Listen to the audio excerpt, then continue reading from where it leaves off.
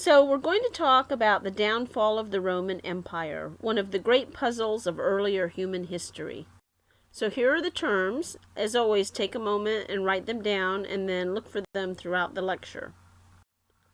So, again, we're talking about the fall of the Roman Empire, and when looking at it, it's tempting to look for a single reason for Rome's decline, but things really are never that simple. We end up with a number of different factors interacting with each other and building to a crisis in the Roman state, and then that will ultimately lead to the dissolution of the Western Empire. But the interesting thing is that the Roman Empire didn't actually fall in the 5th century, the 400s. The Roman Empire continued in the east with a new capital in the city of Constantinople. And today, this is called the Byzantine Empire. Those who lived in it, though, didn't consider themselves anything but Romans. They saw themselves as Romans. So it's only the Western Empire that ends up falling in 476 AD. In the East, the empire will stand until 1453. So, what happened? Well, it's easy enough to point to the barbarian invasions and say, well, that's what caused the downfall of the Roman Empire. It's true. That was a huge factor. There was a lot of pressure on the frontiers, especially of the Rhine River and the Danube River. And these pressures caused the Roman legions to push more desperately to keep the Germanic tribes from crossing these borders. Ultimately, the legions failed. But that's only one factor when you look at the fall of Rome. The pressure of the Germanic tribes was recognized by later Roman emperors, and so they had to make sure that the army was strong. And in the 2nd to the 5th centuries, the Roman army grew in strength and number, and it demanded an increasingly large portion of the empire's resources. They realized that their borders were just so large that they needed more and more and more soldiers, and that cost a lot of money. Higher taxes and changes in monetary policies led to inflation. Fiscal misadministration, just bad handling of the finances, and a general economic crisis resulted in the depopulation of many of the provincial lands in the Western Empire. And that, in turn, led to a crisis in the government. And ultimately, the whole system of administering the empire began to fall apart. Then there's the impact of Christianity to consider. Now, this is a growing religion in the empire. Edward Gibbons was a great 18th century scholar, and he wrote this massive work called The Rise and Fall of the Roman Empire. And in it, he laid the blame for the fall of Rome on Christianity. He argued that it sapped people's will. It diverted interest in the here and now to hope for a better afterlife, and it turned the authority of the emperor into the authority of the papacy. So basically, people were looking to the Pope before they were looking to the emperor as their source of authority. So, was this the truth? Well, yeah, Christianity did play a part. Everything I just said, everything Gibbons said, happened. But again, that's not the only cause. There were many other factors at work. And so I want to look at those now. The process of decline really starts with Marcus Aurelius. Now, I've mentioned him before. If you recall, he was the last of the good emperors. And initially during his reign, things are great. Rome is prospering, he's tolerant, he's ruling for the people. But then later in his reign, Rome experiences problems. Barbarian tribes begin pushing at the borders, even entering Roman territory. The Pax Romana comes to an end. Everything starts to disintegrate as a result of that. We see problems with finances. We see a plague sweeping through the empire. And so, whereas he started his reign with promise and hope, we end his reign with a lot of problems that start laying the foundation for the ultimate fall of Rome. Then there's Marcus Aurelius' son Commodus. Now, if you ever saw the movie Gladiator, he was played by Joaquin Phoenix. He was not a good emperor. He actually ruled with his father for 3 years before his father died, and then he became sole emperor in 180. And he just had a lot of problems. He was not a good ruler. For one thing, he failed to recognize that the Roman Empire should be based on a balance between the Senate and the emperor. He was actually a megalomaniac who believed that he was a demigod. He compared himself to Hercules. He wanted to be worshipped. He wanted to rule on his own. And so he refused to recognize the authority of the Senate. He insisted only on his own supreme power.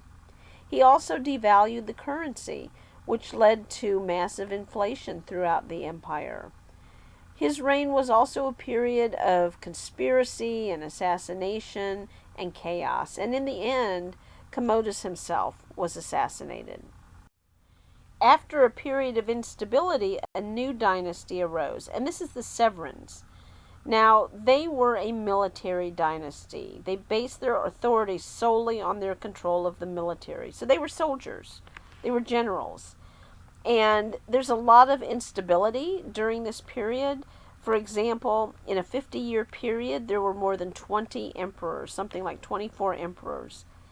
The men who ruled were not good rulers. Many had personal quirks, and there was a lot of sexual scandal which rivaled earlier periods.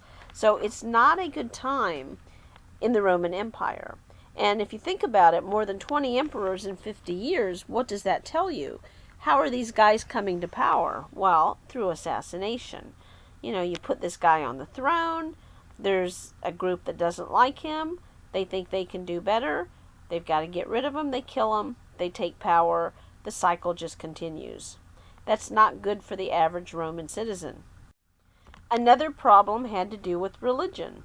A new god was preferred, and this was the god Sol Invictus. In 270, the Emperor Aurelian introduced an official religion of Sol Invictus. He made the sun god, this is the sun in the sky, the primary god of the empire. And here you see Aurelian wearing his radiated crown himself, the radiated crown of the sun. Now, this created a lot of division within society because you had Christianity, which was growing. You had people who wanted to continue to worship the traditional Roman gods, and now this god has been made the official god of the empire, and people are being told they have to worship this god. And then lastly, the emperors were considered gods. And so it was a very confusing time. And the 3rd century was really just pretty depressing for the Roman Empire from the point of view of good government, unity, religion. There isn't any of it. We also see the first signs of cracks in the economic structure of the Roman Empire. The Roman government was always looking for sources of revenue to pay the armies because they need more and more soldiers to patrol those borders. And so, because they're always looking for new sources of money, they began to take increasing control of larger and larger parts of the economy. They took control of the mines, customs duties, ports, and so forth. And then they milked those for more and more. Taxes became heavier and heavier. And it was becoming more and more difficult for people to just get by. In fact, the only ones who could escape the taxes were the wealthiest. Ironic, because they're the ones who could afford it.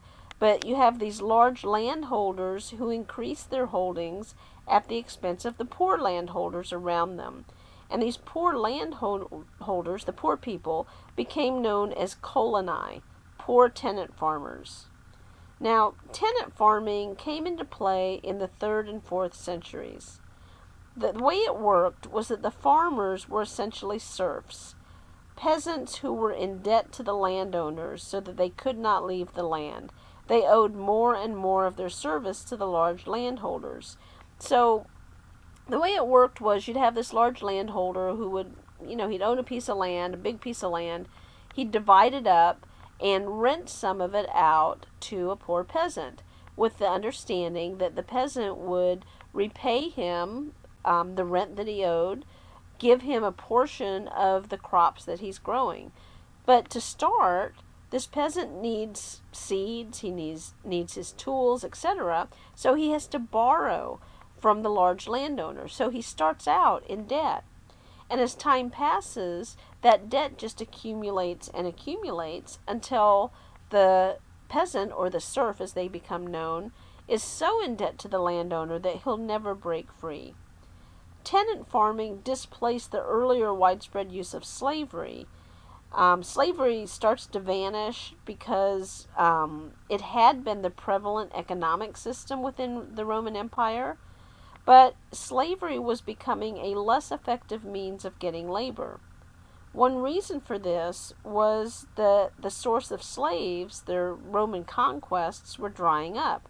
They're not out there conquering as much land as they used to. And as Rome felt more and more threatened, it was less and less able to enslave the new people it encountered, and slavery then finally gives way to this new agricultural system.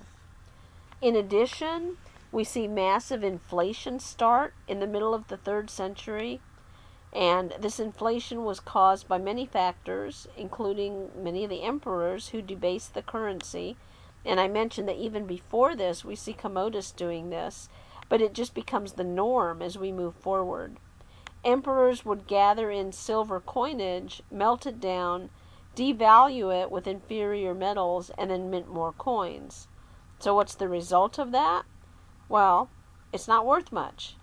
It had the effect of making people's wealth less and less valuable, and their existence more and more borderline. So bottom line, it was harder and harder to get by. Add to all of this, there was a plague running through the empire. Diseases brought in from the east that caused massive disruptions in the countryside. And we begin to see more and more of the external threats. Partly it was the Germanic tribes trying to push into the empire, get through those borders. You also see a new Persian dynasty that was threatening the eastern borders of the Roman Empire. So Rome is experiencing problems from every direction. But then a soldier emperor named Diocletian comes along. He had a real grasp for the concept of administration and reorganization, and he's determined to turn things around. So he comes to the throne and he puts into place some sweeping reforms in the way that the empire was administered. He had 3 major goals, 3 things he was determined to do. He wanted to strengthen the throne again. So, get rid of those bad emperors, get rid of the corruption, put people on the throne, put men on the throne who were ruling for the good of Rome. He wanted to reform the civil government. Again, get rid of the corruption. Don't have people serving in the government only because they bought their way in. Have people who are qualified and hard workers, and again, working for the good of Rome. And then finally, he wanted to revitalize the Roman army. So these are the 3 things he's going to be working towards. So how does he do it? Well, in order to strengthen the throne and the government, he introduced an entirely new system, something called a tetrarchy, rule by 4. He did something that no one else had ever done. He appointed a co-emperor, an Augustus, to rule equally with him. He also appointed 2 junior emperors, or Caesars. Now, the way this was supposed to work was that the empire was divided into quadrants. The Augustuses, the emperors, have the most experience, so they'll each be assigned a quadrant to rule, and they'll rule the areas where maybe there's a little more problems, a few more problems, maybe those barbarians pushing in at the borders. The Caesars, the junior emperors, the junior rulers, don't have quite so much experience, so they'll be assigned to rule in areas that are pretty quiet, not much going on. And then the idea is that once an Augustus either dies or steps down, the Caesar will rise up and take his place, and a new Caesar will be chosen. So it sounds like a great system. And in the Tetrarchy, Diocletian ruled as emperor in the east, and then an emperor named Maximian ruled in the west.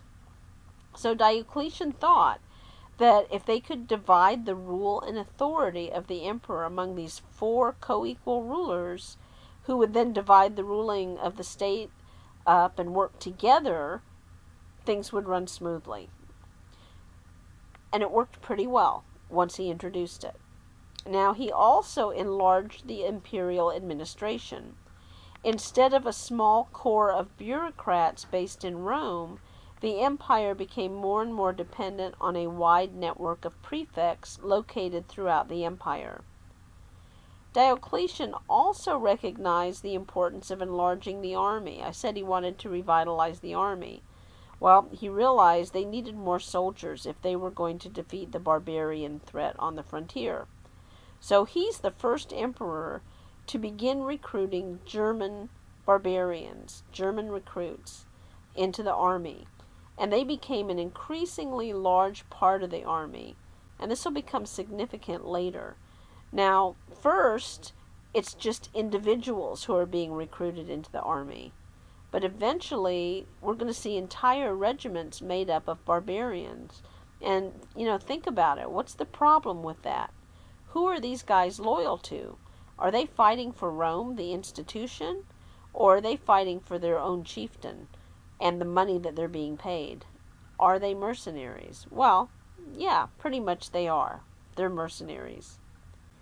Now, Diocletian also recognized, or thought he recognized, that Christians represented a threat to the Roman Empire, because in a way Christians were separatists. Every Roman had to sacrifice to the emperor and the Roman gods and present a certificate of compliance. You could be punished or even killed if you didn't comply. But the Christians refused to do this. They worshipped God. They refused to worship the Roman gods. They refused to worship the emperor. Now, another reform that Diocletian made is going to have a long-range impact on the empire. He was concerned that the empire might just be too big to be ruled from a single city, Rome. And so Diocletian divided the Roman Empire into two parts. The western part to be ruled by Rome, and the eastern part to be ruled from a city in the east. Diocletian was the first to make a geographical distinction between the Roman Empire in the west and the Roman Empire in the east. And I mentioned earlier at the beginning of this that the empire in the east today is known as the Byzantine Empire. So this is the empire that Diocletian creates when he divides them in two. And he recognized that things were just a little more difficult in the west. You've got the barbarian invasions in the west. They're not really dealing with that in the east. So, he divides it. Now, Diocletian had hoped that in establishing this new structure, he could pass it along peacefully. But he couldn't really hope that the system would continue unchallenged. And so, he puts all of these reforms into effect, and then he steps down, thinking it'll work. And he became a cabbage farmer, which I just think is kind of funny.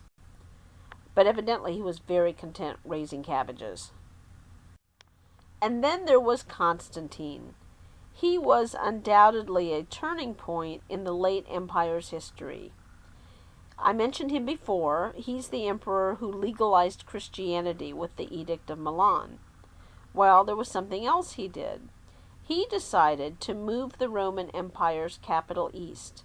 Rome by this point had become something of a backwater, stuck down in the peninsula of Italy and just increasingly irrelevant and hard to get to. So he decides to move the entire capital. And he chooses a Greek trading city, a small Greek trading city in the east. It's called Byzantium. Now, Byzantium had a great location. It had been founded by Greeks centuries before and had really prospered as a trading city on a very important trade route because it sat astride two trade routes, the water route from east to west, and the land route from east to west. So Constantine chooses this city, and he decides he's going to turn it into his capital, and he's determined to turn it into the second Rome. He wanted to make this city great. So he names it Constantinople after himself, the city of Constantine. And he begins building it up. And he makes it into an amazing city. And he himself will move over to the east, and he'll spend his remaining days there. And just as an aside, I want to mention, when I talked about Constantine with Christianity, I mentioned that he was preparing to go into a battle when he saw the sign of the cross in the sky. Well, he had been a Caesar, a junior emperor. The battle he was preparing to fight was for the empire. He didn't want to share power. He wanted full power. And so that's what he was fighting for. And he was successful. He won. So here you see Constantinople and its location. And today, this is Istanbul, Turkey. So Istanbul used to be Constantinople, which used to be Byzantium.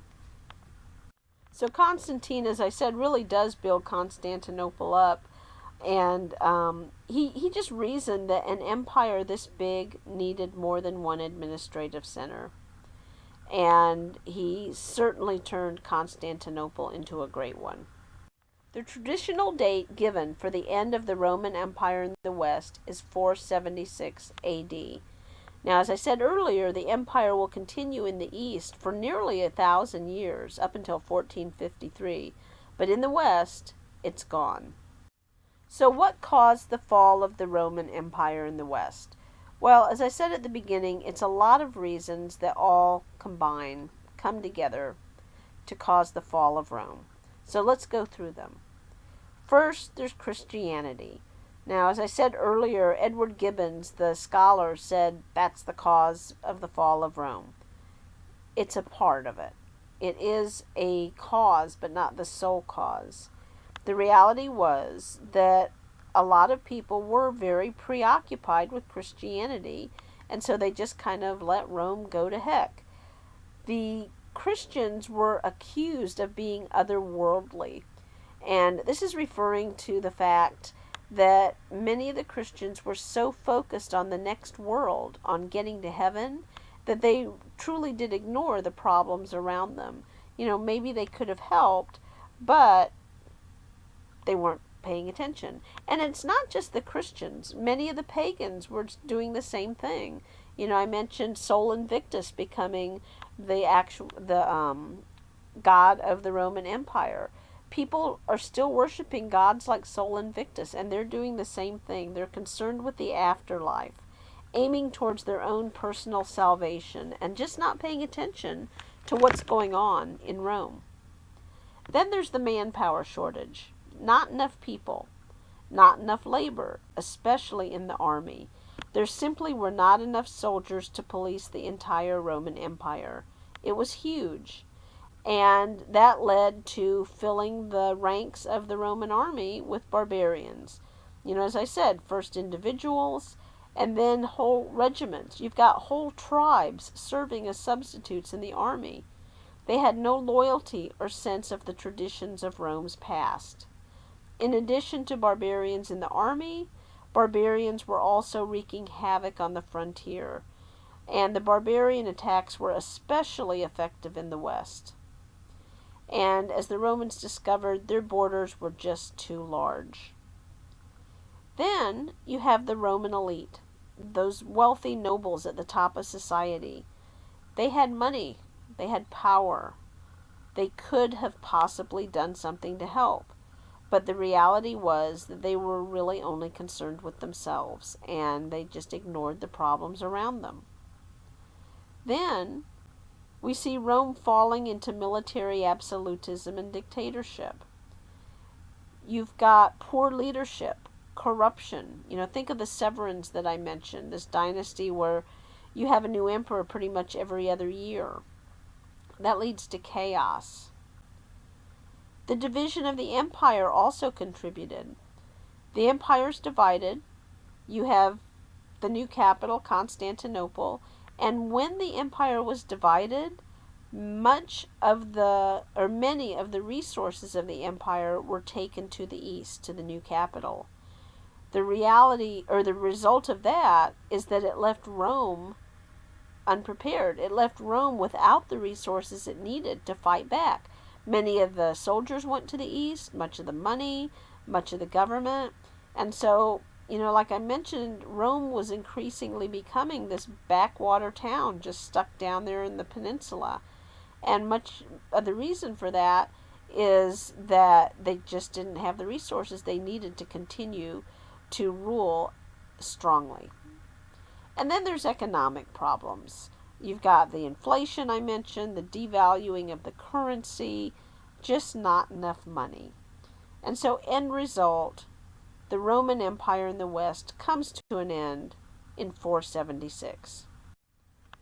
Between the 1st century BC and the 3rd century AD, the Romans changed from a people who had come to destroy, they're out there conquering their empire, into a people who had come to fulfill. At the beginning of this period, the conquered provinces were oppressed by greedy bureaucrats and tax collectors, and Rome's imperial victories had nearly ruined the Italian peasantry. The Republic had collapsed under the weight of political maneuvering, judicial murders, gang skirmishes, and civil war. And then this shrewd person, Octavian, comes along, and he surprises everyone by creating a new empire that would enjoy 2 centuries of stability with the Pax Romana. As Augustus, he served as its first emperor. He reconciled the senatorial class by sharing a degree of power, but he guaranteed peace by keeping most of the armies under his own control. He initiated the prosperous Roman peace, an era that lasted until the 3rd century AD. When the late antique period opened, Rome's vast and diverse empire was beset with just a lot of political, military, and economic problems. And so what we see happening is the empire growing early on. It's very strong, very prosperous, but then these problems start to creep in, and the problems grow and grow until the Romans just can't beat them. They can't take care of them.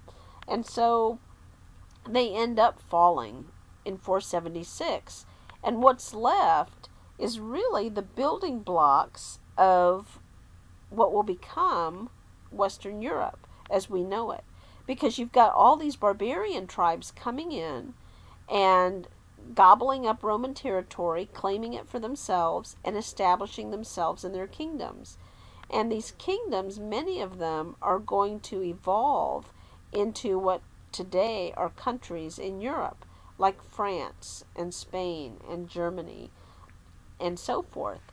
And so the building blocks are going to be reassembled, I guess you could say, into new configurations that will lead us to a more modern Europe.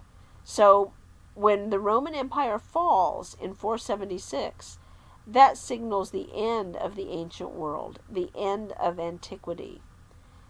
Beginning is the Middle Ages, what we call the Middle Ages, because it's sandwiched in between the Renaissance and the early modern era and the ancient world, antiquity.